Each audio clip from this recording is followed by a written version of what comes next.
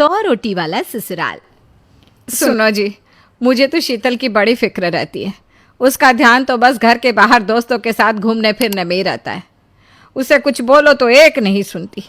मैं तो कहती हूँ इसकी जल्दी शादी वादी करवा दो, वरना लड़की हाथ से निकल जाएगी। तुमसे ज़्यादा चिंता है मुझे शीतल की शादी की। कल ही वो रामपुर वाले मौसा जी को फ़ोन भी किया था। बता रहे थे एक लड़का है नज़र में, उनका अपना घर है और लड़का भी अच्छा है। अरे तो फिर बस बात चलाओ ना, एक बार देखे तो सही लड़का और घर बार कैसा है। कौन से लड़की की बात चल रही है यहाँ?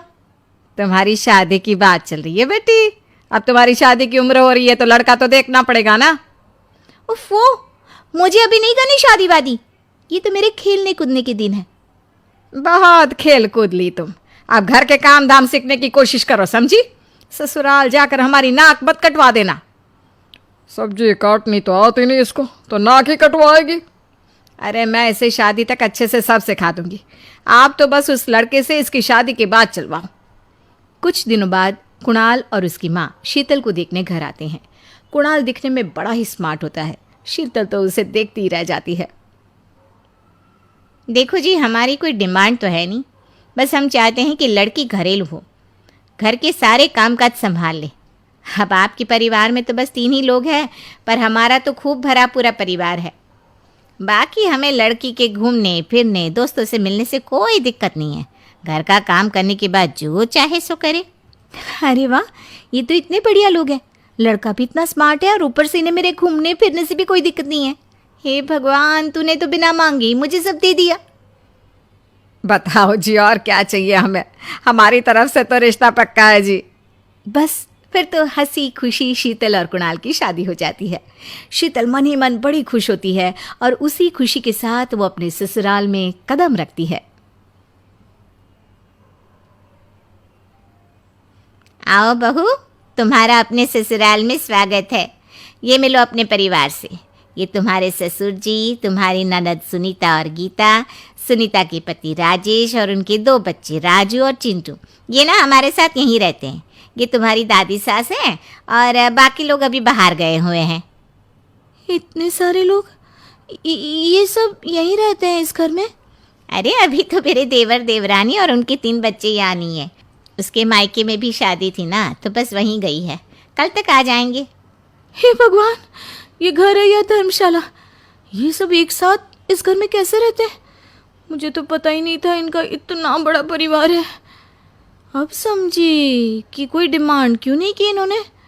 ये सब चाल चले मेरे साथ। अरे बहू, खड़े खड़े क्या सोच रही हो? चलो अपने कमरे में जाकर आराम करो। जी माँ जी। अगले दिन शीतल का ससुराल में पहला दिन होता है।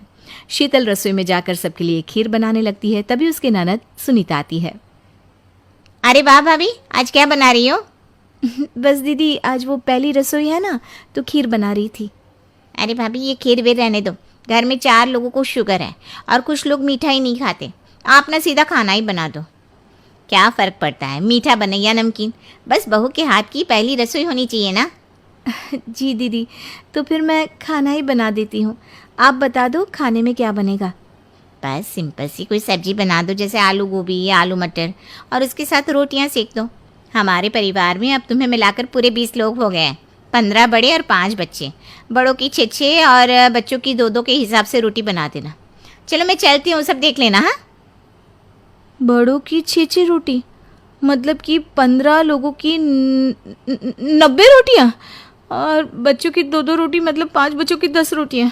90 और 10 मतलब कुल मिलाकर 100 रोटियाँ। हाय, मैं तो मर गई। 100 रोटी अकेले कैसे बनाऊंगी? माँ, ये तुमने मेरी शादी कहाँ कर दी? शादी से पहले तो मैंने कभी 4 रोटी से ज़्यादा नहीं बनाई। शीतल एक बड़ी सी परात में 100 लोगों के हिसाब से आटा निकालती है और उसे गूंथना शुरू करती है। आटा गूंथते गूंथते शीतल के पसीने छूट जाते हैं। उसके बाद बारी आती है रोटी बनाने की। शीतल एक एक करके रोटी बनाना शुरू करती है और 10 रोटी बनाते ही अपनी कमर पकड़ लेती है। हाय, मैं मर गई। मेरी कमर टूट गई खड़े खड़े, और ऊपर से इतनी गर्मी। मैं 100 रोटियाँ कैसे बनाऊंगी? अरे भाभी, सब बाहर रोटियों का इंतजार कर रहे हैं। ज़रा जल्दी जल्दी रोटी सेक दो।